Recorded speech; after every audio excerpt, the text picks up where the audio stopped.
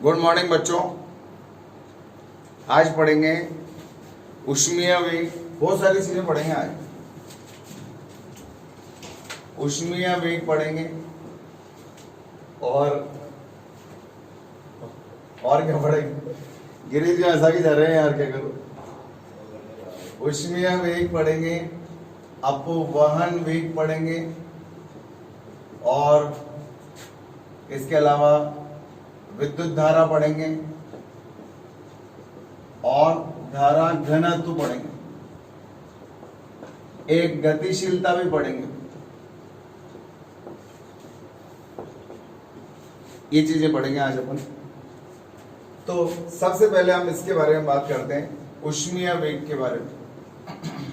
छोटी छोटी सी बातें, 2-5 मिनट। ऊष्मीय वेग को हम VO से लिखते हैं, VO ऊष्मीय वेग। देखो क्या होता है, जो चालक होता है, चालक क्यों होता है, अगर उसका कारण पता चल जाए। चालक के अंदर मुक्त इलेक्ट्रॉन्स पाए जाते हैं और उन्हीं मुक्त इलेक्ट्रॉन्स की वजह से वो धारा का वहन करता है, धारा का चालन करता है। धातुओं के अंदर जो मुक्त इलेक्ट्रॉन्स होते हैं, वो मुक्त इलेक्ट्रॉन्स यादृच्छिक गति करते हैं। यादृच्छिक गति का मतलब होता है अनियमित, टेढ़ी मेढ़ी, नॉट डिसाइडेड। जैसे मान लो ये इलेक्ट्रॉन है, ये इधर चला और ये किसी अन्य चीज से टकरा गया। अब ये चीज क्या क्या हो सकती है जिससे टकराया इलेक्ट्रॉन? ये हो सकता है आयन हो, कंपनशील आयन हो सकता है आयन से टकराया हो। अरे जिन परमाणुओं से इलेक्ट्रॉन मुक्त हुए हैं वो आयन ही होते हैं। हो सकता है आयन से टकराए, हो सकता है अन्य इलेक्ट्रॉन से ही टकरा जाए, अन्य इलेक्ट्रॉन से टकरा जाए, या इसके अंदर कोई अशुद्धि परमाणु हो, अन्य प्रकार के परमाणु, तो उनसे टकरा जाए। कुछ भी हो सकता है। यहां से टकराने के बाद हो सकता है वो इसकी गति मुड़ जाए, इधर चला जाए। हो सकता है यहाँ अब इनमें से किसी से भी टकराया, फिर इधर चल जाए, फिर टकराया, फिर इधर आ जाए, फिर टकराया, फिर इधर आ जाए। कुल मिलाकर के ये इलेक्ट्रॉन अनियमित गति कर रहा है, पता नहीं है कहां जाएगा। इसे बोलते हैं ऊष्मीय गति। क्यों कहते हैं? इस गति का कारण है ताप या ऊष्मीय ऊर्जा।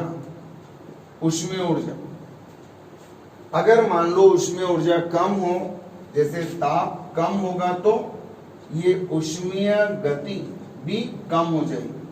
और अगर ताप बढ़ेगा तो ताप बढ़ाओगे तो ऊष्मीय गति भी बढ़ेगी।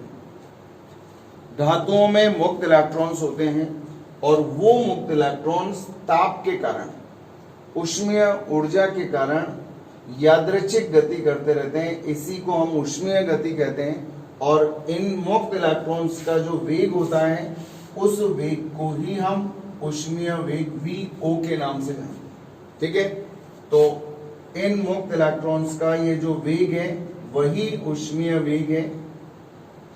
लेकिन हम क्या देखते हैं, जैसे मान लो धातु का टुकड़ा है और ये ऊष्मीय वेग की कोटि जो है, इसका मान लगभग 10⁶, मतलब समझे इसका 10⁶ का मतलब हो गया 10 लाख मीटर पर सेकंड। इतनी तगड़ी स्पीड से ये मूव करता है, इतना तेज चलते हैं ये इलेक्ट्रॉन्स। ये ऊष्मीय वेग की कोटि है, इसको कोटि बोलते हैं। ये लगभग इस कोटि का होता है ऊष्मीय वेग। लेकिन इतना तेज चलने के बावजूद भी, इतना तेज चलता है 10⁶ मीटर पर सेकंड, इतनी इनकी ऊष्मीय गति होती है।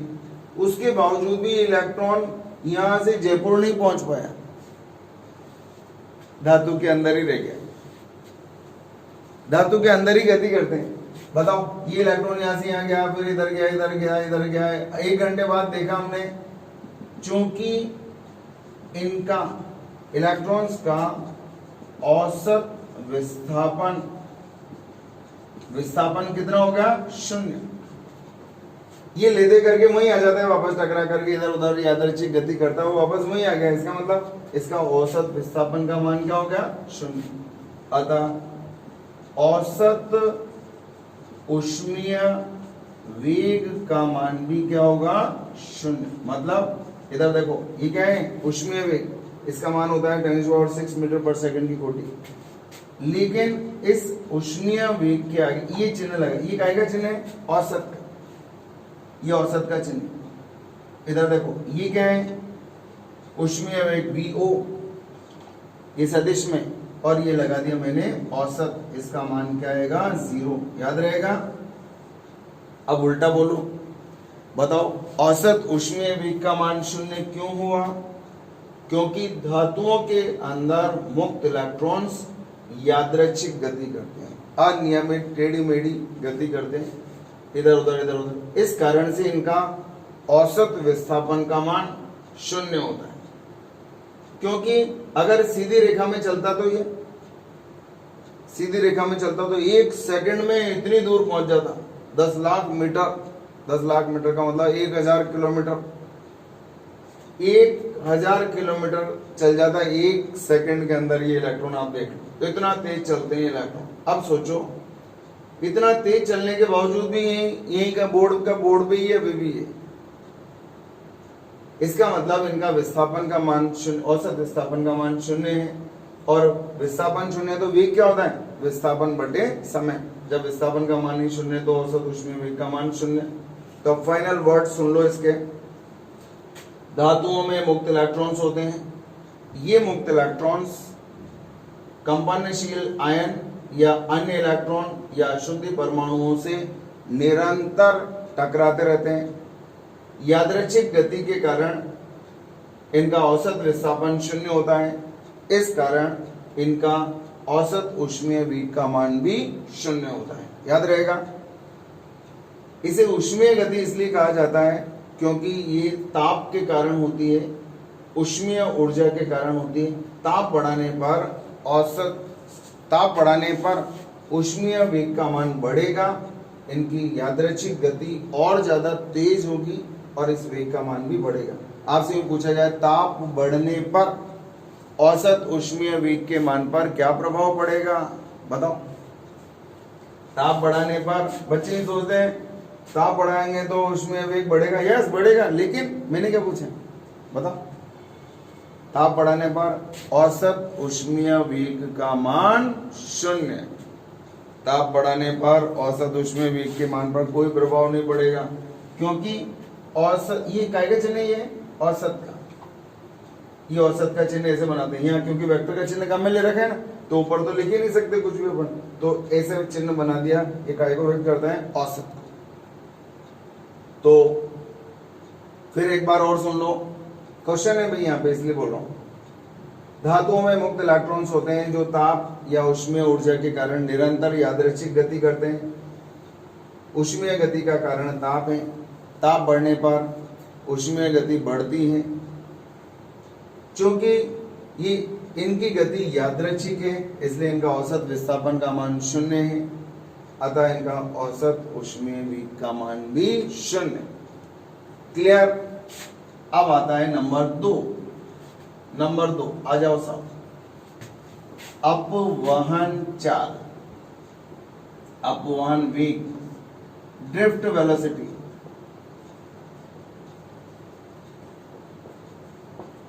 ड्रिफ्ट वेलोसिटी, डी का मतलब ये सफिक्स VD इसीलिए लगाया जाता है, ड्रिफ्ट वेलोसिटी, ठीक है। VD बोलूंगा, BD नहीं, क्या बोलूंगा, VD, V for velocity and D for drift, ठीक है। अब आप समझ जाएंगे, ये जो D सफिक्स है that is due to drift motion, right. मान लो ये चालक तार है, मोटा बनाया हुआ तार है, गए बम्बा है तो, लेकिन ऐसे ही दिखेगा ना आपको, जब भी तो दिखेगा वहां से।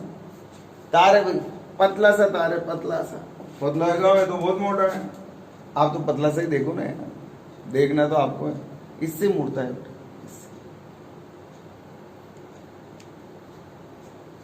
इस तार के अंदर मुक्त इलेक्ट्रॉन्स हैं बहुत सारे। अगर मान लो मैं इस तार के दोनों सिरों के मध्य विभवांतर लगा दूं, ये विभवांतर लगाया, ये सिरा प्लस और ये सिरा माइनस बन गया, विभवांतर लगा दे आपने, और ये तो चक्कर पड़ गया। इलेक्ट्रोस्टैटिक्स में पढ़ा था, चालक में तो विभवांतर होते नहीं, चालक के समविभव पृष्ठ होता है, लेकिन ये दावाई क्या करते हैं, इन पे विभवांतर लगा देते हैं। वो क्या था, इलेक्ट्रोस्टैटिक्स, स्थिर विद्युतिकी। और ये क्या है, इसके अंदर आवेश गतिमान है, ठीक है। तो याद रखेंगे, इसी विभवांतर के कारण चालक के अंदर विद्युत क्षेत्र पैदा हो गया। अभी अच्छा बताओ, विद्युत क्षेत्र की दिशा क्या होती है? अपन ने संधारित्र पढ़ा था, ये प्लस प्लेट, ये माइनस प्लेट, विद्युत क्षेत्र धन से दूर, ऋण से पास। और मान लो भूल जाओ तो बताया, ये प्लस है और ये माइनस है, क्या करो, एक अपनी जेब टटोलो, देखो आपकी जेब में कुछ है, क्या है, परीक्षण धन आवेश, रख दो। ये इसको इधर धक्का मारेगा, ये इधर पास में बुलाएगा, विद्युत क्षेत्र किधर आएगा, इधर। तो ये विद्युत क्षेत्र इस दिशा में होगा। अच्छा बताओ, ये प्लेट है, ऐसे बना दो दूर, ये प्लस प्लेट है और ये ऋण प्लेट है। बताओ विद्युत क्षेत्र किधर हुआ, इधर हुआ। अगर मैं एक इलेक्ट्रॉन छोड़ दूं यहाँ पे, तो बताओ इलेक्ट्रॉन के ऊपर बल किधर लगेगा, कौन लगाएगा, कितना लगाएगा, बताओ।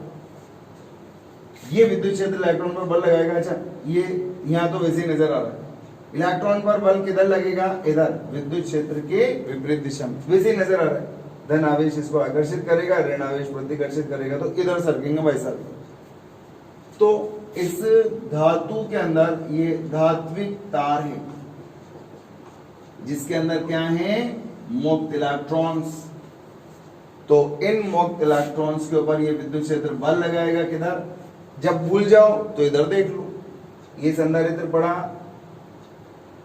धन आवेश से ऋण आवेश की ओर ये विद्युत क्षेत्र हो गया, इसके ऊपर बल किधर लगेगा, इधर लगेगा, मतलब विद्युत क्षेत्र के विपरीत दिशा में। और बल का मान निकालेंगे अभी अपन यार। इसका मतलब क्या हुआ, इस विभवांतर के कारण जो विद्युत क्षेत्र पैदा हुआ, वो विद्युत क्षेत्र मुक्त इलेक्ट्रॉन्स को फोर्स करेगा कि अब तुम इधर चलो, इधर चलो, इधर चलो, इधर चलो, इधर सरको। इन मुक्त इलेक्ट्रॉन्स को इधर सरकाएगा।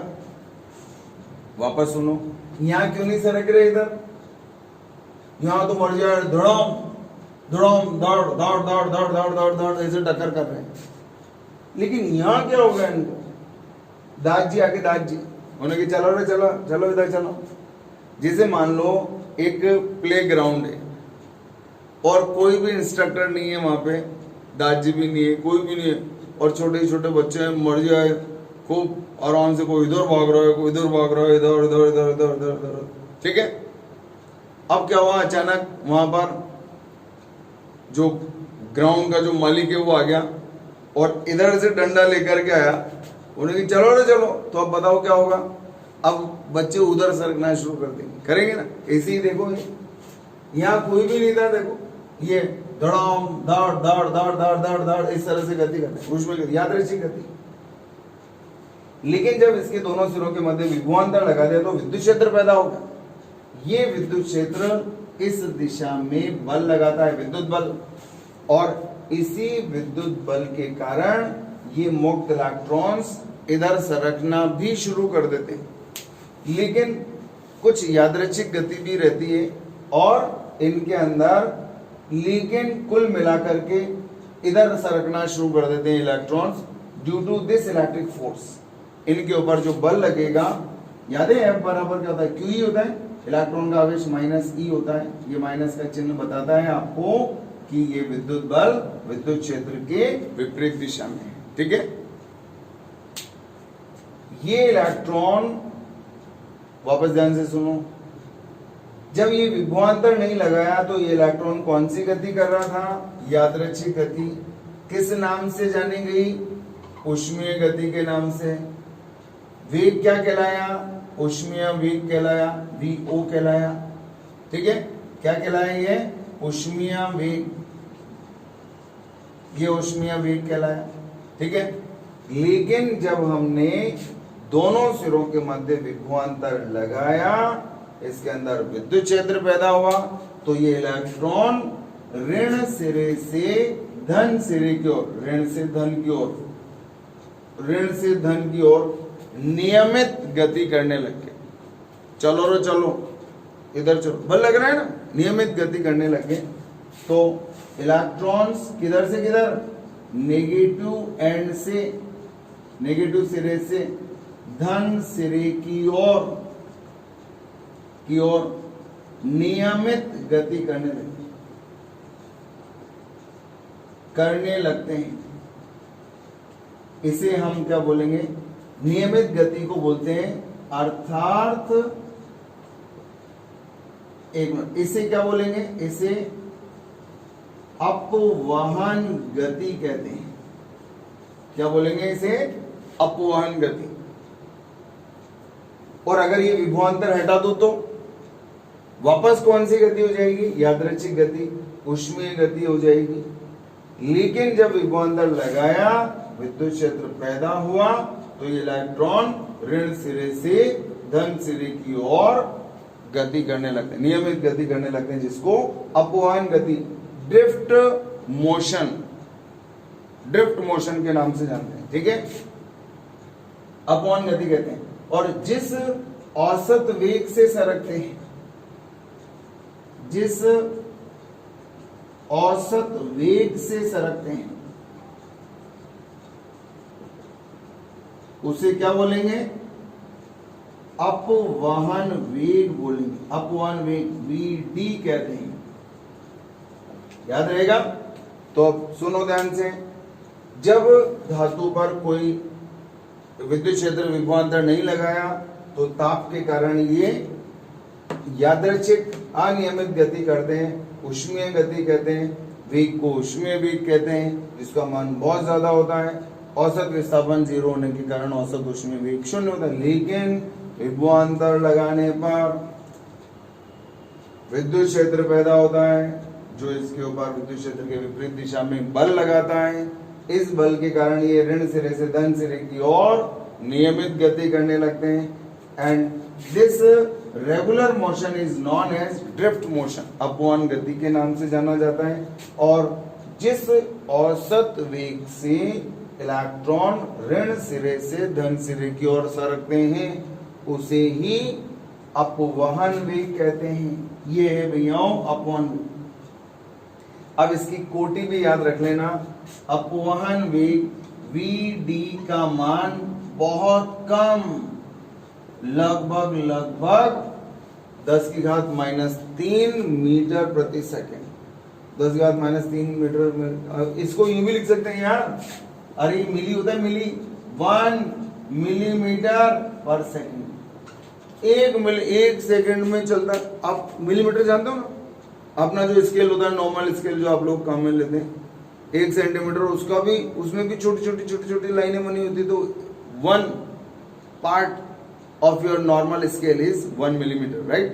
तो इतना सा 1 सेकंड में इतना सा चलता, और ये था भाई इनका वेग 10 lakh metre, 1000 kilometre, 1000 kilometre 1 second. अगर ये सीधा चल जाए तो ये तो मालूम है, यहाँ से मुंबई 1 सेकंड में मुंबई, और 1 सेकंड में तो ये अमेरिका पहुंच जाएगा। 15 से 20 सेकंड में, 18 सेकंड में अमेरिका पहुंच जाएगा। भैया आप देख लो, ये अपवहन वेग होगा। क्या क्या याद रखना है, ध्यान से सुनो।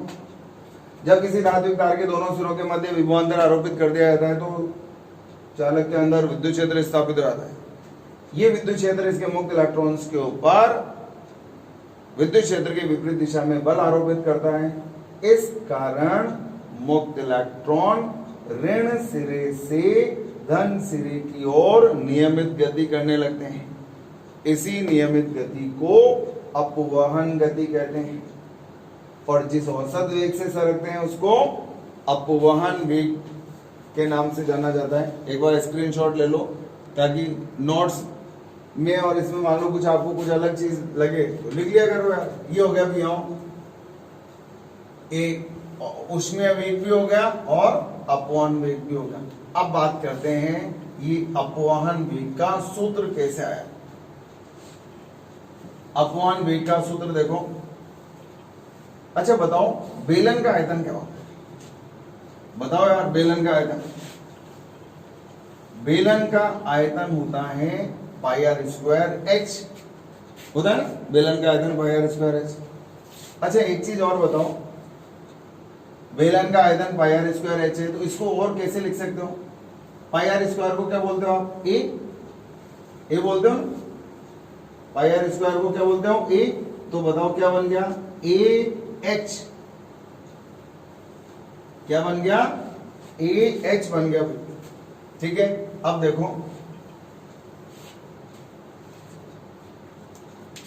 अपवहन v का व्यंजक, vd का व्यंजक, अपवहन v का व्यंजक, इसका सूत्र कैसे आएगा?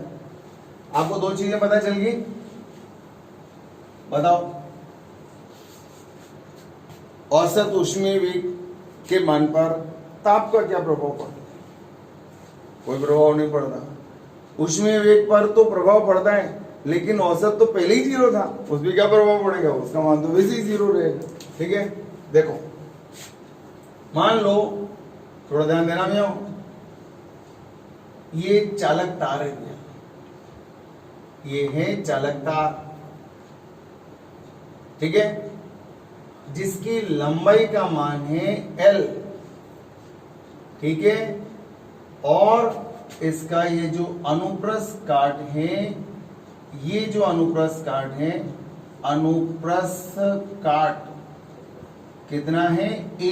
बताओ इसका आयतन कितना होगा? आप तो बताओ यार, इसका आयतन कितना होगा? इसका आयतन होगा pi r square h, pi r square की जगह ए, एच की जगह एल। क्या हो गया? ए एल, एल्यूमिनियम हो गया, एल्यूमिनियम। बताया था यार, अब तो याद रखो, छोटी छोटी बातें जो हमें बहुत सारी खुशियां देती हैं। बताओ, इन दोनों सिरों के मध्य अगर मैं विभवांतर आरोपित कर दूं ना, किसने रोका है? ये लो, कर दिया साहब, विभवांतर आरोपित कर दिया। ये वेग नहीं है, ये बंडल साइज का बनाओ, विभवांतर। अंदर विद्युत क्षेत्र, ये हो गया धन सिरा, ये हो गया ऋण सिरा, धन ऋण। अंदर विद्युत क्षेत्र पैदा होगा, और कौन सी दिशा में होगा? धन सिरे से ऋण। कैसे पता चला? अरे वो अपना जेब का वाला निकालो बाहर, परीक्षण तनावेश छोड़ दो, ये बल लगाएगा इधर, इधर भागेगा विद्युत क्षेत्र की दिशा में। ठीक है, अब इनके अंदर जो मुक्त इलेक्ट्रॉन से उनके ऊपर बल लगेगा, विद्युत क्षेत्र की विपरीत दिशा में लगेगा। इस बल का मान लिख लूंगा, त्वरण लिख लूंगा, गति का समीकरण लिख लूंगा, फोन भी का मान आ जाएगा। चलो सुनो, माना ये जो चालक तार है, ये जो धात्विक तार है, अब देखो चालक लिखने की जरूरत नहीं, क्योंकि सभी धातुएं चालक होती। माना धात्विक तार, माना धात्विक तार, माना धात्विक तार का अनुप्रस्थ काट कितना है? A, एवं लंबाई L तथा, बताओ लंबाई L है, अतः आयतन बताओ, आयतन बराबर, बोलो यार, अनुप्रस्थ काट मालूम है, लंबाई मालूम है, तो आयतन कितना हो गया? एल्यूमिनियम हो गया ना। धात्विक तार का अनुप्रस्थ काट मालूम है, लंबाई मालूम है, तो आयतन कितना हो गया? Al। जानते हो ना यार, आयतन का सूत्र होता है pi r square h, pi r square क्या होता है? A, और H क्या है? L। एल्यूमिनियम हो गया। अब याद रखना है यार। अब देखो ये आयतन आ गया, इसका आयतन, यदि तार के एकांक आयतन में, ध्यान से थोड़ा सा, एकांक आयतन में मुक्त इलेक्ट्रॉन्स की संख्या स्मॉल n हो तो, बताओ ये क्या है?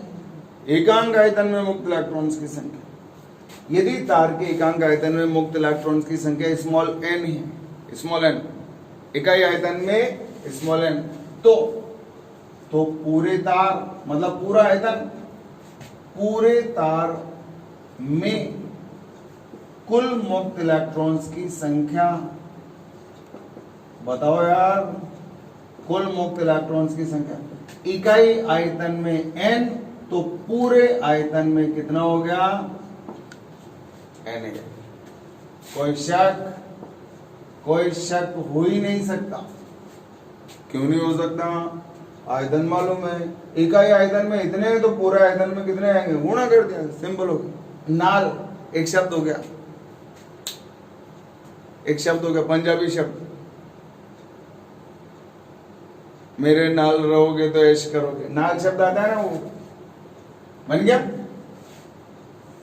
इकाई आयतन में मुक्त इलेक्ट्रॉन्स की संख्या स्मॉल n, तो पूरे आयतन में मुक्त इलेक्ट्रॉन्स की संख्या निकालने के लिए आयतन से गुणा कर दिया। अच्छा सुनो, क्योंकि एक इतने सारे मुक्त इलेक्ट्रॉन है इसमें, इतने सारे भरमार संख्या में मुक्त इलेक्ट्रॉन, चूंकि अच्छा इधर अतः इन मुक्त इलेक्ट्रॉन्स का कुल आवेश, इन मुक्त इलेक्ट्रॉन्स का कुल आवेश याद है, कुल आवेश बराबर क्या होता है n। एक परिमाण लिखा है, परिमाण जो प्लस माइनस का जनरेट खत्म। इलेक्ट्रॉन का आवेश ऋणात्मक होता है ना यार, इलेक्ट्रॉन का आवेश ऋणात्मक होता है, अपन को ऋणात्मक धनात्मक से लेना देना नहीं है। इन मुक्त इलेक्ट्रॉन्स का कुल आवेश, एक इलेक्ट्रॉन का आवेश होता है e, तो n इलेक्ट्रॉनों का कितना होगा n। मान पटको इसमें कितना आया NaL इंटू E, समीकरण नंबर 3। ये हो गया नाली। कीड़े काय में रेंगते हैं नाली में, ये था नाल और ये क्या बन गया नाली। अरे इसलिए बोल रहा हूँ ऐसे शब्द ताकि आपको डेरिवेशन के दौरान याद रहे। सर ने नाल बताया था, सर ने नाली बताई थी, सर ने ये नाला बताया, पता नहीं जाने क्या क्या बताया। ये हो गया ना NaLe, और आगे मन लगा दो तो मनाली हो गया। मनाली गए हो, मनाली गए होंगे ना छोटे मोटे। अच्छा अभी तो अब जाओगे बात। NaLe हो गया काम। अब देखो इसमें इसका आयतन कितना Al, एकांक आयतन में मुक्त इलेक्ट्रॉन इतने हैं तो पूरे आयतन में कितने हो गए, इनसे गुणा कर दिया। एक इलेक्ट्रॉन का आवेश E होता है तो इतने इलेक्ट्रॉन का आवेश कितना होगा, इतना होगा। अब थोड़ा ध्यान से, इस इलेक्ट्रॉन का अपवहन वेग मान लो कितना है Vd। अच्छा बताओ, ये इलेक्ट्रॉन यहां से यहां पहुंचेगा, एक सिरे से दूसरे सिरे तक पहुंचेगा तो कितनी दूरी तय करेगा, L दूरी तय करेगा। तो देखना, क्योंकि इलेक्ट्रॉन को ऋण सिरे से धन सिरे तक पहुंचने में लगा समय। अरे बताओ समय क्या होता है, याद है? समय बराबर होता है दूरी बटे चाल। ये मुक्त इलेक्ट्रॉन इधर सरकेंगे ना, इधर दास जी ने सरकाया, बल लगा दिया हमने कि चलो चलो चलो चलो चलो ऋण सिरे से धन सिरे की ओर। कितनी दूरी तय करेंगे L, कितनी चाल से दूरी तय करेंगे, बताओ बताओ यार, कितनी चाल से दूरी तय करेंगे, Vd चाल से। तो ये आ गया आपके पास नंबर 4। अरे Vd चाल, Vd का अभी सूत्र बताऊंगा मैं आपको। कितनी चाल से तय करेंगे, Vd चाल से। काम हो गया। अब बताओ कितना आवेश जाएगा इधर से इधर, इतना आवेश जाएगा। कितने समय में जाएगा, इतने समय में जाएगा। और जब आपको आवेश मालूम हो और समय मालूम हो तो क्या धारा का मान निकाल सकते हैं, धारा का मान निकाल सकते हैं, बोलो। पहले मैं धारा के बारे में बात करने लग गया। बताओ धारा का मान निकाल सकते हो ना, बताओ क्या होगा। अतः इन मुक्त इलेक्ट्रॉन्स के कारण तार में प्रवाहित धारा, बताओ बताओ बताओ, तार में प्रवाहित धारा I बराबर क्या आएगा, Q/T, आवेश बटा समय। पढ़ा है ना, धारा क्या होती है, आवेश प्रवाह की दर को धारा कहते हैं। आवेश प्रवाह की दर आवेश बटा समय धारा के नाम से जानी जाती है। बहुत आसान है, हमने बहुत चतुराई से काम किया। पूरा आयतन मालूम था, एकांक आयतन में मुक्त इलेक्ट्रॉन इतने हैं तो पूरे आयतन में इतने होंगे। इन पूरे इलेक्ट्रॉनों का आवेश इतना होगा। अभी इस वेग से इधर सरकेंगे तो कितना समय लगेगा, दूरी बटे 4, इतना समय लगेगा। आवेश भी मालूम है और समय भी मालूम है तो धारा का मान आ जाएगा। आई बराबर बोलो NaLe upon L upon Vd, ये ऊपर चला जाएगा।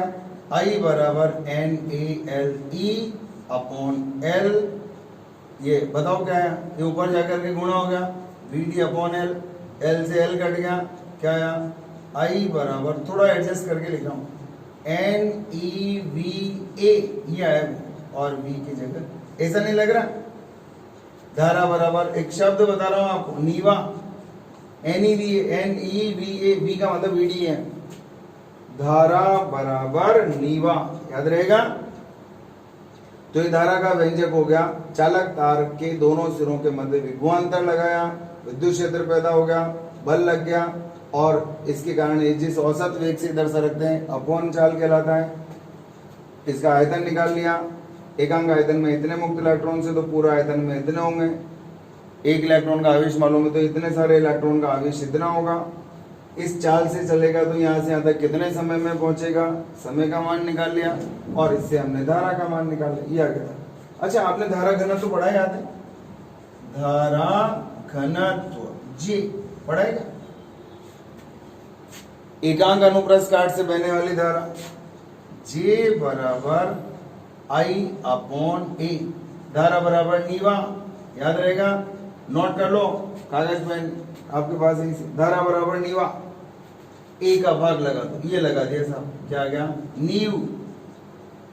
धारा बराबर नीव, सब जगह अपॉन चाल आ रही है, सब जगह आ रही है। धारा घनत्व में भी आ रही है और इसमें भी आ रही है, धारा में भी आ रही है। अभी और सूत्र बताऊंगा आपको बहुत सारे, ये मैंने पहले आपको इसलिए बताया ताकि आपको ये पता चले कि अपॉन वेग कितना वेटेज रखता है। धारा में आ रहा है, धारा घनत्व में आ रहा है, आगे और चीजें बताऊंगा अभी आपको जिनका संबंध अपॉन चाल से, अपॉन वेग से।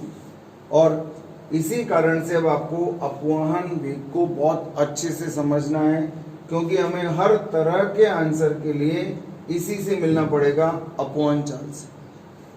धारा बराबर नीवा, याद रहेगा, धारा बराबर नीवा। बोलो कोई दिक्कत है? चलो अब मैं आपको बता दूं अपॉन चाल का मान कैसे निकालेंगे। बहुत सीधा सा काम है, सिंपल सिंपल। देखो अपॉन वेग का मान कैसे निकालेंगे। मान लो एक इलेक्ट्रॉन किसी कंपनशील आयन से टकराया, यहां पे टकराया, ये क्या है, कंपनशील आयन है, कुछ भी मान लो यार, काय से भी टकरा सकता है, तीन चीजों से टकरा सकता है, बताइए काय से। एक तो उसी धातु के जो आयन्स हैं उनसे टकरा सकता है, इलेक्ट्रॉन आपस में भी टकरा सकते हैं, हालांकि उनकी संभावना बहुत कम होती है क्योंकि इलेक्ट्रॉन बहुत छोटे होते हैं उस परमाणु की तुलना में। दूसरा, कोई अशुद्धि परमाणु उसके अंदर विद्यमान है, उनसे भी टकरा सकता है। तीन चीजों में तो ये इलेक्ट्रॉन जब टकराएगा, मान लो एक इलेक्ट्रॉन है, बहुत इलेक्ट्रॉन और परमाणु में तो अंतर आएगा ना। मान लो एक इलेक्ट्रॉन है, टकराया, ये इलेक्ट्रॉन टकराया छोटा सा, ये इलेक्ट्रॉन इससे टकराया, टकराते ही ये अपनी सारी जो गति ऊर्जा है वो खो देता है और इसकी गति वापस क्या हो जाती है, यादृच्छिक हो जाती है। जब इलेक्ट्रॉन इससे टकराए तो वो गति कैसी होगी, यादृच्छिक। अब ये इलेक्ट्रॉन इसके ऊपर वापस बल लगेगा और ये इलेक्ट्रॉन वापस, देखो ये इलेक्ट्रॉन है, ये क्या है, कंपनशील आयन है, और ये क्या है, इलेक्ट्रॉन। अब ये इलेक्ट्रॉन इधर की तरफ चल रहा है और ये भी क्या है, कंपनशील आयन है, ये। अब ये इलेक्ट्रॉन इधर जा रहा है, देखो ये इलेक्ट्रॉन इधर जाकर के टकराएगा, यहां पर ये इलेक्ट्रॉन है, इलेक्ट्रॉन तो बहुत छोटा सा होता है यार, ये इलेक्ट्रॉन है, ठीक है, ये यहां जाकर के टकराएगा। तो सबसे पहले ध्यान से देखो, जब तार पर क्या लगाया अपन ने, विभवांतर आरोपित किया, तार पर विभवांतर आरोपित करते हैं तो क्या होता है बताओ। अभी चित्र बनाया था, विभवांतर आरोपित करते हैं तो तार के अंदर विद्युत क्षेत्र स्थापित हो जाता है, और ये विद्युत क्षेत्र क्या करता है, इलेक्ट्रॉन्स के ऊपर बल लगाता है, जो कि मुक्त इलेक्ट्रॉन्स पर अपने विपरीत दिशा में बल आरोपित करता है, बल आरोपित करता है। बल लगाएगा, बताओ इलेक्ट्रॉन्स पर बल कितना होगा, F बराबर माइनस ई इंटू ई। F बराबर की सूत्र पढ़ा है ना, पढ़ा है क्या? बल का सूत्र F बराबर क्यू, इलेक्ट्रॉन का आवेश ही होता है। माइनस का चिन्ह क्या कर रहा है, इस बल की दिशा विद्युत क्षेत्र के विपरीत होती है, माइनस के चिन्ह से पता चलता। अच्छा बताओ, इलेक्ट्रॉन पर बल पता चल गया तो त्वरण भी आएगा, अतः इलेक्ट्रॉन में उत्पन्न त्वरण, इलेक्ट्रॉन में उत्पन्न त्वरण E बराबर क्या होता है, F अपॉन M। पढ़ा है, F बराबर M होता है। इलेक्ट्रॉन पर बल आ गया तो त्वरण भी आएगा, A बराबर हो गया minus E capital E upon M। ये त्वरण आ गया, इलेक्ट्रॉन में उत्पन्न त्वरण। विद्युत क्षेत्र किसने पैदा किया, विभवांतर ने। विभवांतर ने विद्युत क्षेत्र पैदा किया, विद्युत क्षेत्र ने बल लगाया, बल से त्वरण पैदा हो। अतः दो क्रमागत टक्करों, देखो यहां टकराया और यहां के बाद यहां टकराया, दो क्रमागत टक्करों के मध्य इलेक्ट्रॉन की गति, इलेक्ट्रॉन की गति के लिए प्रथम समीकरण लगा दो। बताओ प्रथम समीकरण कौन सा याद है, V बराबर U प्लस AT। V ये सदिश रूप में, गति का पहला समीकरण याद है, V बराबर U प्लस AT। दूसरा S बराबर UT plus half AT square. तीसरा V square equals to U square plus 2AS। पहले से ही काम चल जाएगा अपना। अच्छा बताओ, ये तो बात होगी किसकी, एक इलेक्ट्रॉन, दो क्रमागत टक्करों के मध्य एक इलेक्ट्रॉन की गति के लिए पहला समीकरण लगा। अच्छा बताओ, ये क्या होता है, अंतिम वेग। ये क्या होता है, अंतिम वेग होता है। ये प्रारंभिक, अच्छा बताओ, जब यहां टकरा, यहां से यहां चलेगा तो यहां प्रारंभ में इसकी गति क्या थी, यादृच्छिक। इसकी प्रारंभिक गति, इस इलेक्ट्रॉन की प्रारंभिक गति कैसी थी, यादृच्छिक। कारण क्योंकि ये कंपनशील आयन से टकराया था, उसके बाद इसमें त्वरण पैदा हुआ था, यादृच्छिक थी, और उस यादृच्छिक गति को बोलते हैं ऊष्मीय चाल। ऊष्मीय चाल प्लस ए की जगह रख दो minus E capital E upon M into T. त्वरण का मान है ना, त्वरण मालूम है, यहां से यहां तक का समय मान लो कितना लगा, ये T समय लग गया। दो क्रमागत टक्करों के मध्य गति का पहला समीकरण लगाते। ये कहां से आया, ये चाल त्वरण से नहीं मिली है, बल्कि ऊष्मा के कारण। जो इनके कंपन होते हैं वो कंपन किसकी वजह से होते हैं, इन कंपनों का कारण ताप, ऊष्मा, और उसी वजह से हमने इसकी प्रारंभिक चाल को ऊष्मीय गति के नाम से लिखा है। अब देखो, देखना भी, सभी मुक्त इलेक्ट्रॉन्स, ये तो एक के लिए लिखा है, एक इलेक्ट्रॉन के लिए लिखा है, सभी मुक्त इलेक्ट्रॉन्स के लिए इस समीकरण का औसत लिखो। औसत लेने पर इसका औसत मान लिखो। इधर देखो, ये औसत का चिन्ह लगा दे दोनों साइड। बताओ, इसका भी औसत ले लो, यादृच्छिक वेग का भी औसत ले लिया, प्लस ये नियत है, ये नियत है, ये नियत है, तो मैंने इसको क्या करा, बाहर लिख लिया। तू बाहर आ जा भैया, तेरा औसत लेने से कोई मतलब ही नहीं। और ये समय होगा, इनको बाहर क्यों लिखा, देखो इसका औसत लिख लिया, इसका औसत लिख लिया और इसका औसत लिख लिया। ये नियत संख्या है, कोई मान आएगा, ये नियत संख्या है, मैंने इसको बाहर लिख लिया, क्योंकि औसत लिखो या मत लिखो इनके मानों पर कोई प्रभाव नहीं पड़ेगा। ठीक है, अब बताओ ये क्या है? अंतिम वेगों का औसत। आपने अपवन चाल पढ़ी है? क्या पढ़ी थी बताओ? अपवन चाल क्या पढ़ी थी? अगर वो याद है तो आपको ये समझ में आ जाएगा। क्या थी बताओ? जब हम विभवांतर आरोपित करते हैं, तार के दोनों सिरों के मध्य विभवांतर लगाया तो इसके अंदर विद्युत क्षेत्र पैदा हुआ। विद्युत क्षेत्र ने बल लगाया, बल से त्वरण पैदा हुआ और उसी त्वरण के कारण ऋण सिरे से धन सिरे की ओर औसत चाल से सरकते हैं। जिस औसत चाल से सरकते हैं उसको क्या बोलते हैं? अपवहन वेग। इसका मतलब अंतिम वेगों का औसत मान क्या कहलाएगा?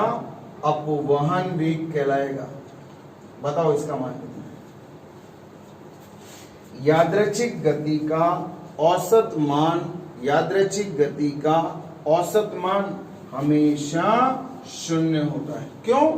क्योंकि यादृच्छिक गति का औसत विस्थापन का मान शून्य होता है, इसलिए इसका मान 0। ये क्या आ गया? माइनस का चिन्ह, ई अपॉन एम। ये क्या है? दो क्रमागत टक्करों के मध्य लगा समय। ठीक है, दो क्रमागत टक्करों के मध्य लगा समय। तो ये क्या है? दो क्रमागत टक्करों के मध्य लगे समय का औसत मान। कुछ याद आ रहा है? अणुगति सिद्धांत। अरे मुक्त इलेक्ट्रॉन्स यादृच्छिक गति वैसे ही करते हैं जैसे गैस के पात्र में गैस के अणु करते हैं। तो दो क्रमागत टक्करों के मध्य लगे औसत समय को बोलते हैं हम विश्रांति काल। याद है? तो क्या है? विश्रांति काल, टाइम ऑफ रिलैक्सेशन, जिस दौरान वो टक्कर नहीं करता। यहां से यहां तक का एक टक्कर के लिए तो टी लिखेंगे, और बहुत सारे इलेक्ट्रॉन है, हजारों टक्करें हो रही हैं, तो उन समस्त किसी को कम टाइम लगता है, किसी को ज्यादा टाइम, सबका औसत अगर मैं निकालूंगा तो वो क्या कहलाएगा? विश्रांति काल कहलाएगा। ये आ गया आपके पास अपवहन वेग का सूत्र, वी डी बराबर माइनस ई टॉ ई अपॉन एम। ये अपवहन चाल का सूत्र है। आप बताओ अपवहन चाल में कितनी चीजें आ रही है? 4। ये माइनस का चिन्ह कुछ कह रहा है अभी भी आपसे। क्या कह रहा है बताओ? अपवहन चाल की दिशा, अपवहन वेग की दिशा हमेशा विद्युत क्षेत्र के विपरीत होती है। अभी चित्र बनाया था ना अपन। मान लो ये तार है, अगर मैं यहाँ विभवांतर लगाऊंगा तो विद्युत क्षेत्र इधर पैदा होगा, धन सिरा ऋण सिरा, लेकिन इलेक्ट्रॉन की जो चाल होगी वो विद्युत क्षेत्र के विपरीत दिशा में होगी। तो ऋण चिन्ह से पता चलता है अपवहन वेग की दिशा हमेशा आरोपित विद्युत क्षेत्र के विपरीत होती है। कैसे करा डेरिवेशन? एक बार शॉर्टकट में सुनो दोबारा से। सबसे पहले क्या किया? इधर देखो, तार के दोनों सिरों के मध्य विभवांतर लगाया, विभवांतर से विद्युत क्षेत्र पैदा हुआ, विद्युत क्षेत्र ने इसके ऊपर बल लगाया, बल से त्वरण पैदा हुआ। देखो, विभवांतर लगाया, विद्युत क्षेत्र पैदा हो गया, इसने बल लगा दिया, बल से त्वरण पैदा हो गया, और त्वरण पैदा हो गया तो गति का पहला समीकरण लिख करके उसका औसत मान निकाल लिया, काम खत्म। वापस देखो, तार के दोनों सिरों के मध्य विभवांतर लगाया, इससे विद्युत क्षेत्र पैदा हुआ, विद्युत क्षेत्र ने बल लगाया, बल से त्वरण पैदा हुआ, और त्वरण मालूम होते ही गति का पहला समीकरण लिखो और उसका औसत ले। क्योंकि इसकी जो प्रारंभिक गति थी वो यादृच्छिक थी, और उस यादृच्छिक गति का जो औसत मान आएगा वो 0 आएगा। यादृच्छिक गति जिंग जिंग जिंग जिंग जिंग जिंग जिंग जिंग जिंग ऐसी गति होती, उसका औसत विस्थापन का मान 0 होता है। औसत विस्थापन का मान 0 होता है, इसलिए औसत विस्थापन का मान 0 होता है, तो इसका औसत वेग का मान 0 होता है। कौन सी गति होती है? यादृच्छिक। याद है ना? जिंग जिंग जिंग जिंग जिंग जिंग जिंग जिंग जिंग जिंग जिंग जिंग जिंग बोला, औसत विस्थापन कितना हुआ? 0। तो औसत वेग का मान भी 0 हो। तो क्या क्या किया आपने? इसके अंदर विभवांतर लगाया, विभवांतर से विद्युत क्षेत्र पैदा हुआ, विद्युत क्षेत्र से बल लग गया, बल से त्वरण पैदा हो गया, त्वरण से गति का पहला समीकरण लगाया, v बराबर u प्लस a की जगह ये मान रख दिया, ये मान आ गया, at हो गया। इसका औसत मान लिख लिया। औसत ऐसे ये जमूरे लगा दो दोनों साइड में, ये औसत मान हो। अब देखो, ये जो औसत मान है, ये जो औसत मान है, यहाँ अब आपको सोचना है ये अंतिम वेगों का औसत मतलब अपॉन वेग के बराबर होगा। ये यादृच्छिक वेगों का औसत 0 होगा क्योंकि यादृच्छिक गति में औसत विस्थापन का मान 0 होता है। दो क्रमागत टकराव के मध्य अपन ने ये जो औसत लिखा है, ये समीकरण तो एक इलेक्ट्रॉन के लिए और ये समीकरण सभी मुक्त इलेक्ट्रॉन्स के लिए, सबका औसत, एक इलेक्ट्रॉन का नहीं समस्त इलेक्ट्रॉन्स के लिए। तो ये क्या बन गया, दो क्रमागत टकरों के मध्य, ये तो दो क्रमागत टकरों के मध्य लगा समय और ये दो क्रमागत टकरों के मध्य लगा औसत समय, जिसको हम क्या बोलेंगे, विश्रांति काल, और इसका नाम रख दिया टॉक। ये आ गया भैया अपॉन चाल। अब अपॉन चाल का जो परिमाण होगा वो क्या होगा, E/E अपॉन M, याद रहेगा, E/E बाई M याद रखना है। अभी कुछ सूत्र और आए थे, याद है क्या आया था, धारा बराबर नीवा, धारा बराबर नीवा याद रहेगा, और धारा घनत्व तो निकालना हो तो एक का भाग लगा दो, एक कट जाएगा। ये सूत्र याद रखना जरूरी है, धारा बराबर नीवा, और एक सूत्र ये याद रखना जरूरी है, E/E अपॉन M, दोनों सूत्र याद रखना जरूरी है, E/E बाई M, ये दोनों याद करना जरूरी है, याद करना जरूरी है। किसी भी हालत में दोनों फॉर्मूलाज आपको याद होना चाहिए, कुछ भी हो जाए हम हर सवाल का जवाब देंगे। ओम का नियम, उसकी व्युत्पत्ति, प्रतिरोध, ताप पर निर्भरता और पता नहीं जाने क्या क्या, गतिशीलता का भी आंसर देंगे, हर सवाल का जवाब देंगे, हर सवाल का। लेकिन वो जवाब तभी आएगा जब ये दोनों सूत्र आपको आएंगे, धारा बराबर नीवा और अपवाहन चाल का सूत्र E/E बाई M, ये इलेक्ट्रॉन का द्रव्यमान, ये इलेक्ट्रॉनिक आवेश, ये विश्रांति काल, विश्रांति काल मतलब दो क्रमागत टकरों के मध्य लगा औसत समय, और ये उस चालक तार के अंदर स्थापित विद्युत क्षेत्र। ठीक है, तो आपको ये किसी भी हालत में, किसी भी हालत में दोनों सूत्र याद होने चाहिए। मैं अब आपका ये चैप्टर ही फिनिश कर दूंगा इन दोनों से, कुछ नहीं है ज्यादा। अब धारा बराबर नीवा NEVA और VD का मान होता है, अच्छा धारा का मान अपॉन वेग के पदों में, क्वेश्चन ऐसे ही आते हैं सुगले सुगले से। कैसे आते हैं देखो, इसका तो क्या करना, कचरा हो रखा है। देखो इसके नोट्स आज अभी डाल ही दूंगा, और इसके नोट्स आज ही कॉपी करना भी, आज ही लिखना है आपको। जैसे आपसे यूं कहेगा एग्जामिनर, धारा का मान अपॉन वेग के पदों में, तो धारा बराबर NEVA, सब बच्चों को याद रहता है वैसे, धारा बराबर नीवा और अपॉन चाल का मान E/E बाई M। फिर तो हम इसके अंदर बहुत सारे क्वेश्चंस का आंसर देंगे। I बराबर NE E/E by M into A, हो गया काम, बस एक नंबर मिला है राजस्थान बोर्ड में, क्या है इसके अंदर, और वैसे जान निकल जाती, दोहराव का सूत्र क्या होता है और क्या होता है, क्या होता है, क्या होता है, पगला जाता है इंसान। अब ये दोनों चीजें ऐसी हैं जो लंबे समय तक याद रहेंगी, धारा बराबर नीवा और E/E बाई M। बाकी के सवालों के जवाब इन्हीं दोनों से निकलेंगे, आपको अच्छे से पढ़ना है। ठीक है, टेस्ट की तैयारी करना शुरू कर दो, टेस्ट हुए बहुत दिन हो गए, 8 दिन हो गए टेस्ट, तो इसलिए आप लोग टेस्ट की तैयारी कीजिए। संभवतया कल शाम को या परसों, और आज आपकी क्लास भी है, वही 3:30 से 5 क्लास रहेगी। अब आज कुछ डिफरेंट तरीके बताऊंगा क्वेश्चन सॉल्व करने के, अलग तरह के कंसेप्ट हैं, बिल्कुल अलग, बिल्कुल अलग। कुछ बच्चों की प्रॉब्लम्स भी है, कल एक क्वेश्चन बच्चों को समझ नहीं आया तो उसको भी मैं रिवाइज कर दूंगा, दोबारा से बता दूंगा। ठीक है ना, तो हंसते रहिए, पढ़ते रहिए, मुस्कुराते रहिए, सुरक्षित रहिए। Thank you very much.